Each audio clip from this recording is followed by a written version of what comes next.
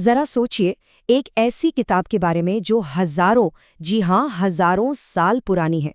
ये उस जमाने की बात है जब दुनिया की बड़ी बड़ी सभ्यताएं बस जन्म ही ले रही थीं।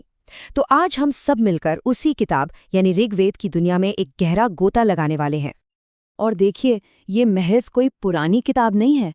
ये दुनिया की सबसे पुरानी जीवित साहित्यिक रचनाओं में से एक है। मतलब ये आज भी हमारे बीच मौजूद है।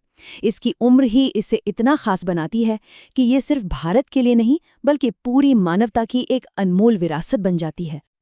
तो चलिए साथ मिलकर इस प्राचीन ग्रंथ के पन्ने पलटते हैं।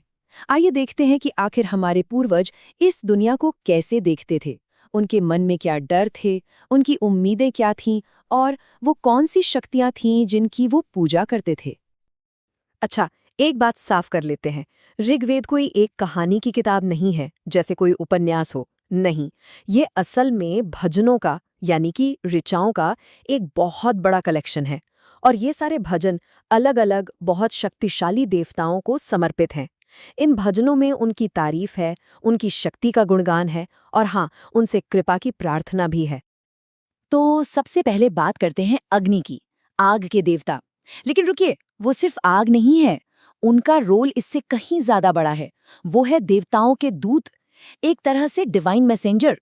वो पवित्र माध्यम जो यज्ञ में दी गई आहुतियों को इंसानों से देवताओं तक यानी स्वर्ग तक पहुंचाते हैं। आप कह सकते हैं कि वो धरती और देवलोक के बीच एक पुल का काम करते हैं। और ऋग्वेद में देवताओं का जो वर्णन है ना, वो बहुत ही काव्यात्मक, बड़ा पोएटिक है। जैसे एक जगह अग्निदेव के लिए कहा गया है, तुम्हारी चमकती हुई लपटें तुम्हारे केश हैं। सोचिए जरा, आग की लपटों को बाल की तरह देखना।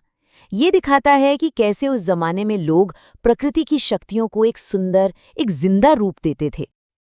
अच्छा, अब आते हैं सूर्यदेव पर, वो जो अपने सुनहरे रथ पर सवार होकर हर रोज आसमान का चक्कर लगाते हैं। उनका काम सिर्फ अंधेरा मिटाकर रोशनी लाना ही नहीं है, बल्कि वो पूरी दुनिया पर नजर भी रखते हैं। एक तरह से शक्ति और ज्ञान दोनों का प्रतीक। एक भजन में तो यहाँ तक कहा गया है कि सूर्य के सफेद पैरों वाले घोड़े अपने सुनहरे रथ को खींचते हैं और पूरी मानवता के लिए रोशनी लेकर आते हैं। ये कमाल की इमेज है ना? ये हमें सीधे सीधे दिखाती है कि कैसे प्रकृति की इन बड़ी बड़ी ताकतों को एक देवता का रूप दिया गया, जिनकी पूजा की जाती थी।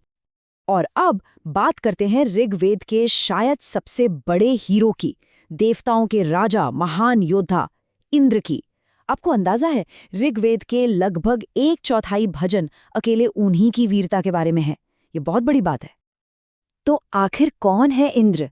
वो है देवताओं के राजा। उनके हाथ में है वज्र यानी बिजली का हथियार।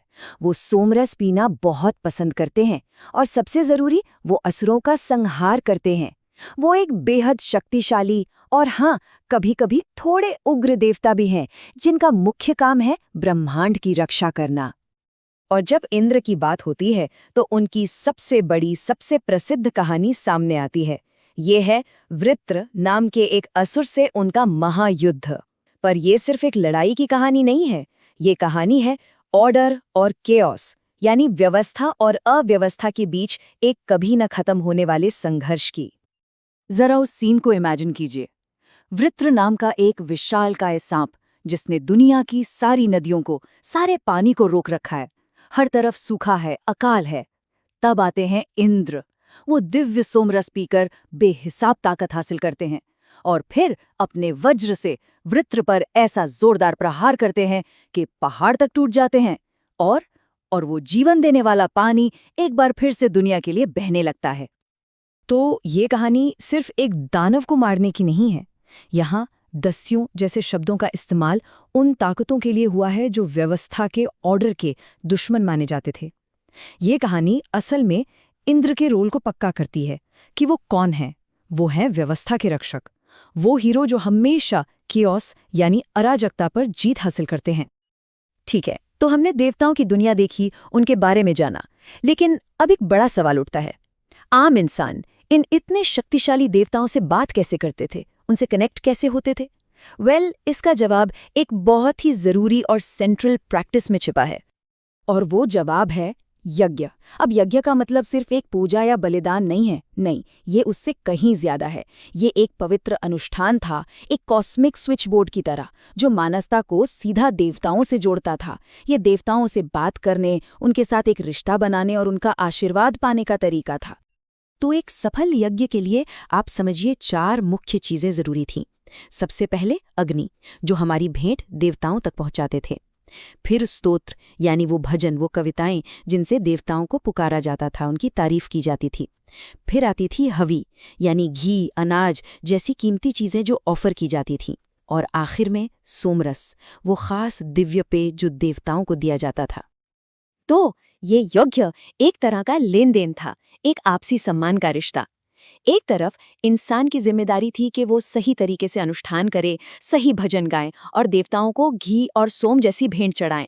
और दूसरी तरफ देवताओं का रोल था कि वो इन भेंटों को स्वीकार करें, तारीफ से खुश हों और बदले में समृद्धि, जीत और लंबी उम्र का आशीर्वाद दें। एक तरह का गिव एंड टेक। चलिए, तो हमने देवताओं को जाना, उनकी बड़ी बड़ी कहानियों को समझा और उस जमाने के सबसे जरूरी रिचुअल यज्ञ को भी देखा। पर अब हम इस सफर के आखिरी पड़ाव पर हैं और यहाँ सवाल ये उठता है कि इन हजारों साल पुराने भजनों की, इस ग्रंथ की आज के जमाने में क्या अहमियत है? ये हमारे लिए क्या मायने रखता है? जरा इस टाइमलाइन पर एक नजर डालिए। ये हमें बताती है कि ऋग्वेद कितना ज्यादा प्राचीन है। सोचिए, लगभग 3,500 साल पहले ये भजन रचे गए और लिखने की कला के आने से भी सदियों पहले तक ये सिर्फ जुबानी तौर पर गुरु से शिष्य तक पीढ़ी दर पीढ़ी पहुंचते रहे। ये अपने आप में एक चमत्कार से कम नहीं है। तो आखिर ऋग्वेद हमें दिखाता क्या है? ये हमें एक ऐसी दुनिया की झलक देता है जहां प्रकृति मरी हुई चीज नहीं बल्कि जिंदा है, दिव्य शक्तियों से भरी हुई है।